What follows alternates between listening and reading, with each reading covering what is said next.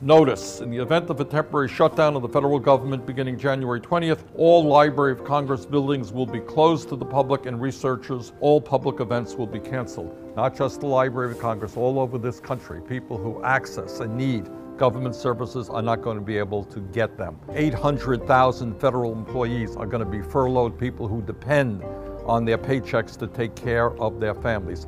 This is an outrage. Now, the cause of the shutdown is manyfold. But let me give you just two reasons. Number one, Mitch McConnell, U.S. Senate leader, brought before the Senate a continuing resolution that he knew would fail. He knew it did not have the votes. He needed 60 votes. He got 50 votes. He's going to do that again.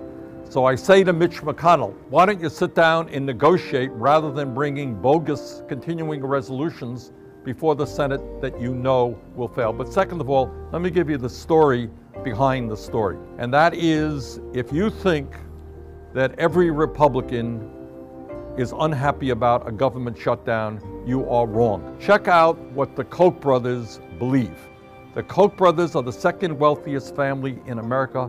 They have put many hundreds of millions of dollars into the Republican Party. They do not believe that government should be providing services to the American people. When you hear people like Paul Ryan talking about cutting Medicare and cutting Medicaid and cutting Social Security and every other government program, that is right off of the Koch brothers playbook. They don't want to cut Social Security. That's not what the Koch brothers want. They want to end Social Security, end public health programs like Medicare and Medicaid. Right now, in my state of Vermont, 1 out of 4 people get their primary health care through community health centers. Community health centers have not been funded for 3.5 months. 27 million people in this country get their health care, their dental care, their mental health counseling, and their low-cost prescription drugs through community health centers. If you think my Republican colleagues are staying up nights worrying about the millions of people today who can't access government health care,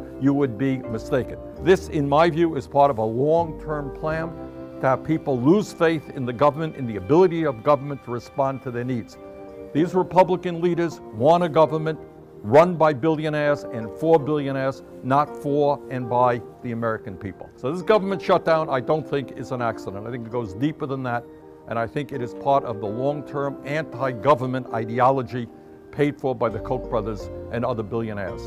And our job is to change that. Our job is to create a government that works for everybody, not just the 1%. Our job is not to throw millions of people off of health insurance, but it's to join every other major country on earth and guarantee health care to all people as a right. Our job is not to give tax breaks to billionaires, but to demand that the wealthiest people in this country start paying their fair share of taxes. We've got a lot of work to do. Let's stand up. Let's fight back.